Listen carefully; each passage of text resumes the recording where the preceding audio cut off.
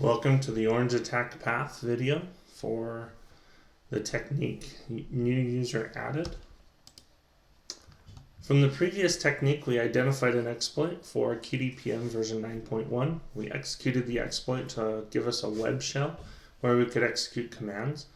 And then we searched for usernames and passwords in the configuration files, found the database YAML file, and found that by viewing the source code, we could see the password for the database user, which was QD. One item to recognize is administrators and people are bad at reusing passwords. As you explore an environment, look for usernames and passwords that are reused for services like SSH, other websites, and for privilege escalation. In the last video, we logged in as Brayley.ogden, with the database the password we found in the database YAML file. Please observe that this is not how your lab is conducted, but it's very similar.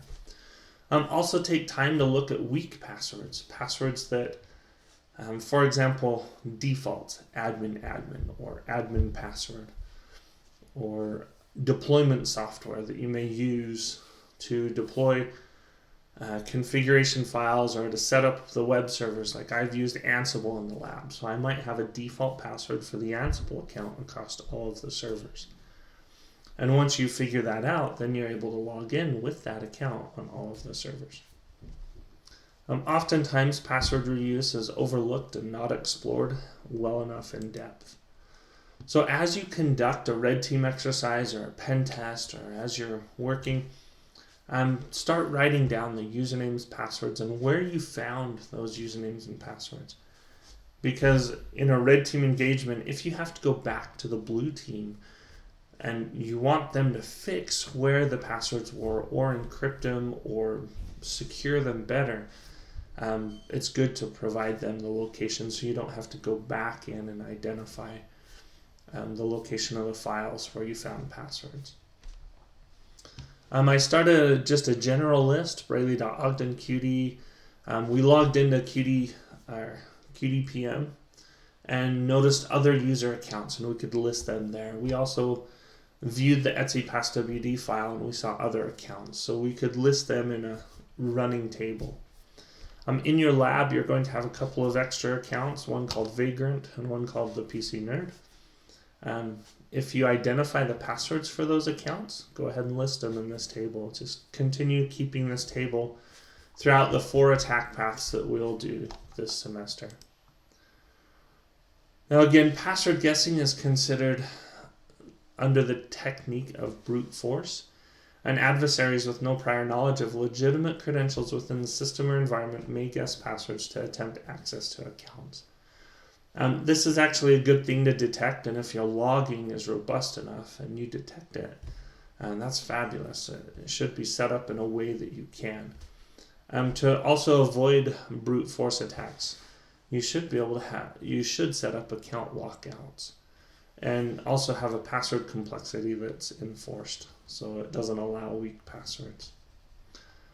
If you want to know more about the brute force technique, you can reference it here at attack.miter.org, techniques T1110, subtechnique 1.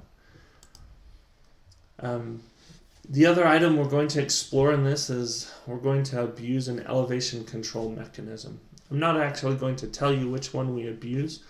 I would like you to go out to this website and look at the sub-techniques and identify the sub-technique that fits for this exercise.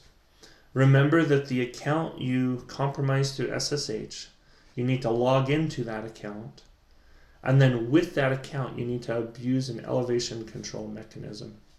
And adversaries may do this all the time to elevate their privileges. So just to recap, find an account with weak credentials, use the account to conduct a sub-technique of T1548, and then you want to create another user account with the elevated privilege. During the instructions of this exercise, you want to research how to hide an account. And then also use your research to hide the account that you create. Remember that to be creative with this and to use the research that is available out there.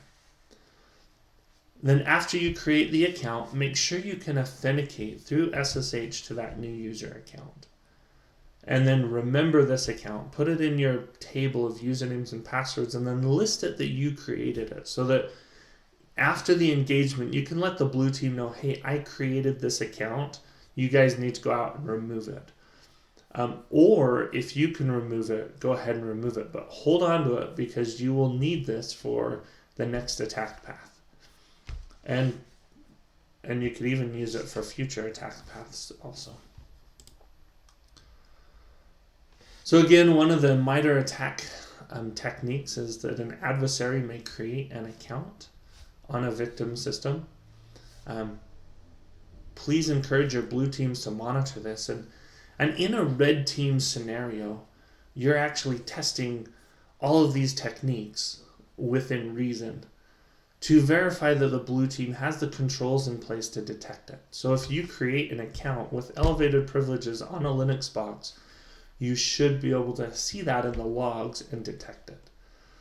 So if the blue team doesn't come to you saying, hey, we found you, we saw you, then you need to write this up and make sure that when you retest this, that the blue team has the adequate logging to detect it. And that is everything for this video. Thank you for tuning in for the orange attack path and us creating a user account through SSH so that we can continue with future attack paths. Thanks.